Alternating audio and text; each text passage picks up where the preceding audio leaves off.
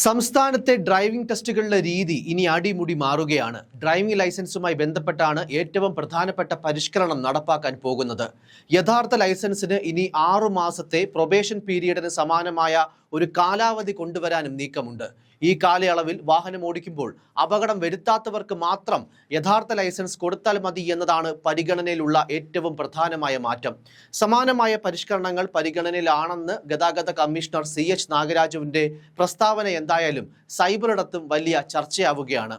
Learners കഴിഞ്ഞ് 6 മാസം മുതൽ 1 വർഷം വരെ പ്രൊബേഷൻ സമയമായി കണക്കാക്കുമെന്നും ഈ സമയത്ത് അപകടങ്ങൾ ഉണ്ടായില്ലെങ്കിൽ യഥാർത്ഥ ലൈസൻസ് നൽകുമെന്നും ഇക്കാര്യങ്ങൾ ഉൾപ്പെടെ ഡ്രൈവിംഗ് ടെസ്റ്റുകളുടെ രീതി അടക്കം പരിഷ്കരിക്കുന്നത് പരിഗണനയിലാണെന്നുമാണ് ഗതാഗത കമ്മീഷണർ CH നാഗരാജു മാധ്യമങ്ങളോട് പ്രതികരിച്ചത്.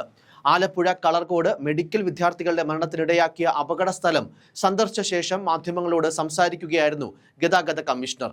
ലേണേഴ്സ് കഴിഞ്ഞ് 6 മാസം മുതൽ 1 വർഷം വരെ പ്രൊബേഷൻ സമയമായി കണക്കാക്കൽ, ഈ സമയം അപകടങ്ങൾ ഉണ്ടായില്ലെങ്കിൽ യഥാർത്ഥ ലൈസൻസ് നൽകുക എന്നിവയടക്കം പരിഗണനയിലാണ്.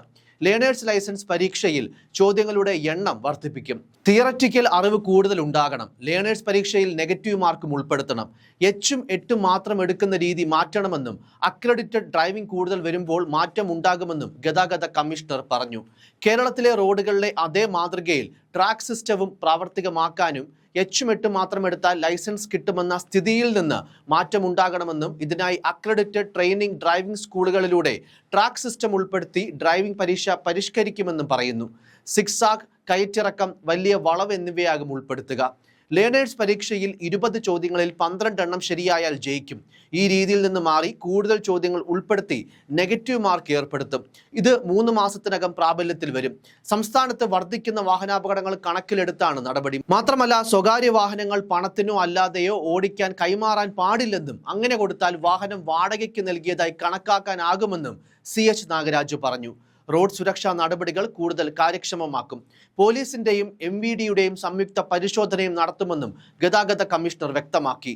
രാത്രികാല വാഹന പരിശോധന കർശനമാക്കാനാണ് പോലീസുമായി കൈകോർക്കുന്നത്. അപകടരഹിത യാത്ര ഉറപ്പാക്കുകയാണ് ലക്ഷ്യം. ഇതിനോടനുബന്ധിച്ച് നടപ്പാക്കേണ്ട കാര്യങ്ങൾ ഗതാഗത കമ്മീഷണർ CH നാഗരാജുവിന്റെ നേതൃത്വത്തിൽ വിലയിരുത്തി. പരിശോധനകൾക്കായി മോട്ടോർ വാഹന വകുപ്പിന് മികച്ച സജ്ജീകരണമുള്ള 46 പുതിയ വാഹനങ്ങൾ കൂടിയെത്തും. എല്ലാ ജില്ലകളിലെയും പ്രധാന നഗരങ്ങളിലെ ഉൾപ്പെടെ വ്യാപക പരിശോധനകൾ ഉണ്ടാകും. നിലവിൽ പോലീസിന്റെ പിഴത്തുക കുറവാണ്. അതേ കുറ്റം മോട്ടോർ വാഹന വകുപ്പ് കണ്ടെത്തിയാലുള്ള പിഴ കൂടുതലാണ്. അതിനാൽ മോട്ടോർ വാഹന വകുപ്പ് പരിശോധന തുടങ്ങിയാൽ ആളുകൾ കൂടുതൽ ജാഗ്രതയോടെ പെരുമാറുമെന്നത് കണക്കിലെടുത്താണ് പുതിയ തീരുമാനം. സംസ്ഥാനത്ത് ഏകീകൃത രജിസ്ട്രേഷൻ നടപ്പാക്കാൻ സോഫ്റ്റ്വെയറിൽ മാറ്റങ്ങൾ വരുത്തുമെന്നും ഇതിനായി സാങ്കേതിക സമിതിയെ നിയോഗിച്ചെന്നും ഗതാഗത കമ്മീഷണർ കൂട്ടിച്ചേർത്തു. ഹൈക്കോടതി ഉത്തരവിനെ തുടർന്നാണ് വാഹന ഉടമയുടെ മേൽവിലാസമുള്ള RTO തന്നെ വേണമെന്ന നിബന്ധന ഒഴിവാക്കുന്നത്. രജിസ്ട്രേഷൻ നമ്പറുകൾ ഉൾപ്പെടെയുള്ളതിൽ ആളുകൾക്ക് പ്രത്യേക താല്പര്യമുണ്ടാകും. ഫാൻസി നമ്പറുകളും ധാരാളം ആവശ്യക്കാരുള്ളതിനാൽ തർക്കത്തിനിടയാക്കാതെ മോട്ടോർ വാഹന വകുപ്പിന്റെ വെബ്സൈറ്റിൽ ട്രയൽ റൺ നടത്തിയ ശേഷമായിരിക്കും ഹൈക്കോടതി നിർദ്ദേശം നടപ്പാക്കുക. എന്തായാലും ഡ്രൈവിംഗ് ലൈസൻസ് ലഭിക്കുന്നതിനടക്കം സമഗ്രമായ മാറ്റങ്ങൾ കൊണ്ടുവരാനാണ് ഗതാഗത കമ്മീഷൻ ആലോചിക്കുന്നത്.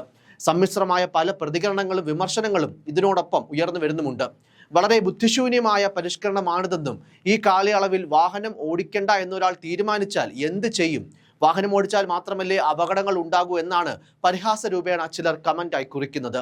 ആദ്യം സംസ്ഥാനത്തെ റോഡുകൾ നന്നാക്കൂ, അറ്റകുറ്റപ്പണിയൊക്കെ പൂർത്തിയാക്കിയിട്ട് മതി ഇത്തരം പരിഷ്കരണങ്ങൾ, അല്ലെങ്കിൽ എത്ര മാന്യമായി വാഹനം ഓടിച്ചാലും അപകടങ്ങൾ ഉണ്ടാകുമെന്നൊക്കെയാണ് മറ്റൊരു വിഭാഗത്തിന്റെ വാദം. News desk, focus news TV.